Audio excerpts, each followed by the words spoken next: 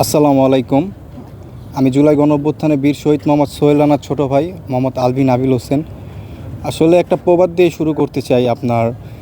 একটা প্রবাদ আছে, যুদ্ধ শুরু হলে রাজনীতিবিদরা অস্ত্র দেয়, ধনীরা রুটি দেয়, আর গরিবেরা দেয় তাদের ছেলেদের। যুদ্ধ শেষ হলে রাজনীতিবিদরা হাত মেলায়, ধনীরা রুটির দাম বাড়ায়, আর গরিবেরা খুঁজে তাদের ছেলেদের কবর। তার জলজান্ত প্রমাণ আমার পরিবার। এখানে যারা সাহিত্য আছে দীর্ঘ 1.5 বছর পর যাদেরকে শনাক্ত করা হয়েছে 8টা পরিবার, তারাই তার প্রমাণ।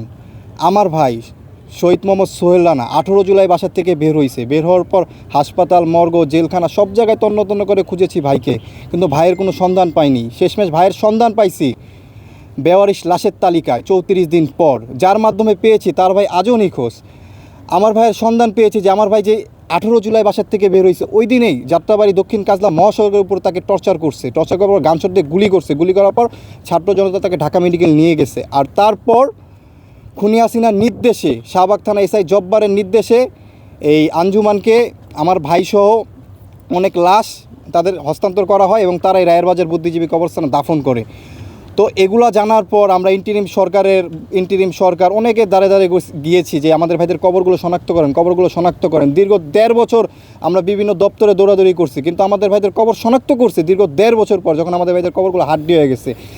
এই 1.5 বছর যে কত পরিমাণ দৌড়াইছে আমি আমার মাকে নিয়ে, যেটা আমি আপনাদেরকে বলে বোঝাতে পারবো না, আপনারা অনেকেই জানেন। আসলে দীর্ঘ 1.5 বছর পর ইন্টিরিম সরকার আমাদের ভাইদের কবর শনাক্ত করছে, এই জন্য ইন্টিরিম সরকারকে অনেক অনেক ধন্যবাদ। এবং বর্তমানে সরকারের দ্বারে ঘুরতেছি আমাদের ভাইদের কবর সংস্কার করার জন্য। আপনারা দেখেন কবরগুলো পুরো সমান হয়ে গেছে। এই কবর সংস্কার করার জন্য তাদের দ্বারে যাই। উত্তর সিটি কর্পোরেশনের জেলা প্রশাসকের দ্বারে আমরা গিয়েছি, আবেদনও করছি। তারা আমাদেরকে বলে তাদের ফান্ডে টাকা নেই।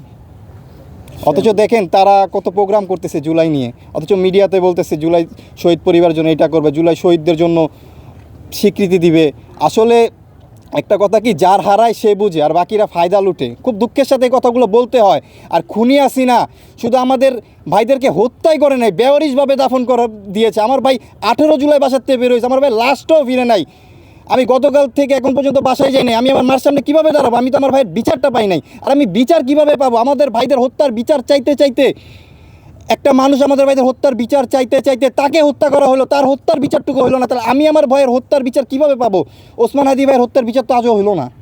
তাহলে আমি আমার ভাইয়ের হত্যার বিচারটা আমি এই দেশে কীভাবে পাবো? এই দেশে বিচার হয় না। আমি আমার জন্মের পর থেকে এখন পর্যন্ত এই দেশে বিচার দেখি নাই, কিন্তু আমরা বিচার চাই। আমার ভাইসহ খুনি হাসিনা 24-এ যাদেরকে হত্যা করছে এবং যাদেরকে আহত করছে, এই খুনি হাসিনা লীগ বাহিনীর আমি বিচার চাই। আমি ওসমান হাদি ভাইকে যারা হত্যা করছে এবং হত্যার সাথে যারা জড়িত আছে তাদের আমি বিচার চাই। এই বাংলাদেশে বিচার হতে হবে, মাস্ট বি। আমরা বিচার চাই।